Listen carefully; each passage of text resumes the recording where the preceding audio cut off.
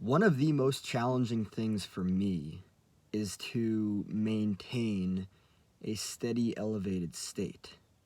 Yesterday, what I found myself doing was catching myself when I would allow external circumstances and events to dictate my internal world, right? And it's interesting too because that's kind of like how we live, right? That's how we're used to living. We're very used to allowing external things to control our internal state, right? But what's interesting is that, as I've learned, especially through Dr. Joe Dispenza's teachings, is that we don't have to allow external circumstances to control our internal world. We don't. And if we do, we're always going to be subject to our environment. Our inner world has to be more real than our external world. And life is always mirroring us. It is. Depending on what we are generating inside of us, it's always mirroring us, right? But imagine, right? Imagine just going about life, like not allowing external events and circumstances and environments to dictate your internal world. That's really what I'm working through right now. And it's interesting because as I observe my thoughts and everything, a thought arises and it's like, that's so challenging. But that's just a belief, right? It might not actually be challenging. Why would it be challenging? Exactly. I ask myself, why would it be challenging? Oh, it's challenging because, and this is where it goes back to childhood trauma and everything, right? For instance, if the situation, if the way that I approach the situation would be familiar, that I feel the need to prove myself and actually try to prove myself, or that I try to like back myself up. The right word to use is over explain, right?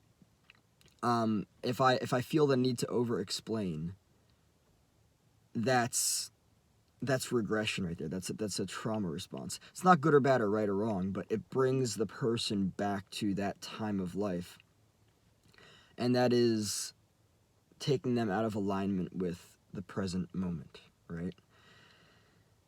So it's interesting because, like, I can allow myself to consistently feel in an elevated state, right? Excitement, joy, love, peace, euphoria, ecstasy, just all of these positive, elevated emotions. I can.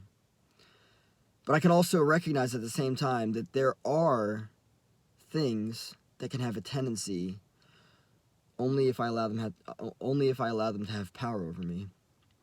There are things that can have a tendency to kind of like influence me to regress and go back, right? To revert, right? And that's why just like becoming aware of all of that stuff.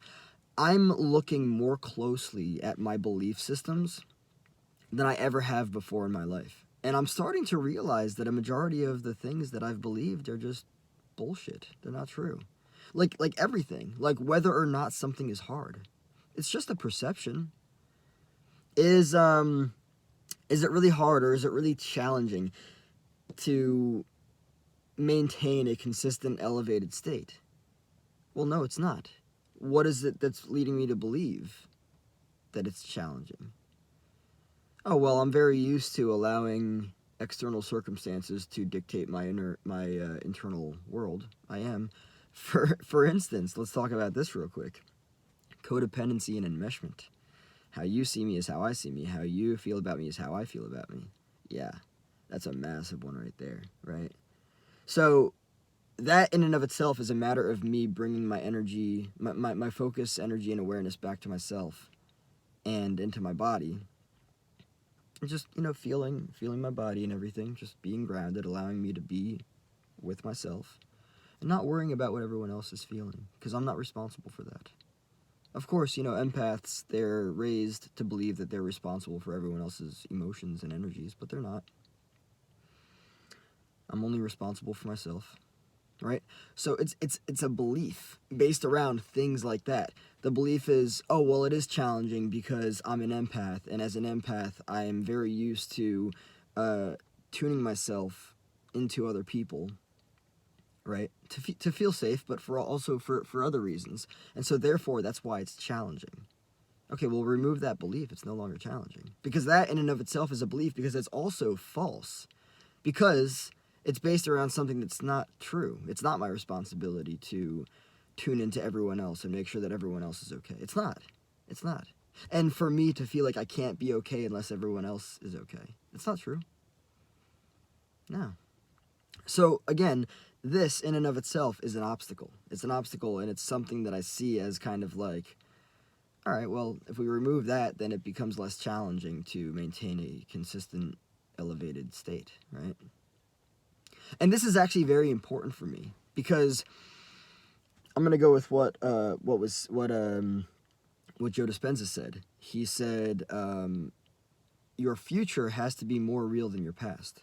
You have to be living by the energy of your future, by the vision of your future, rather than the predictability or the familiarity of the past, right? You have to feel what it would feel like to be in that state of living. If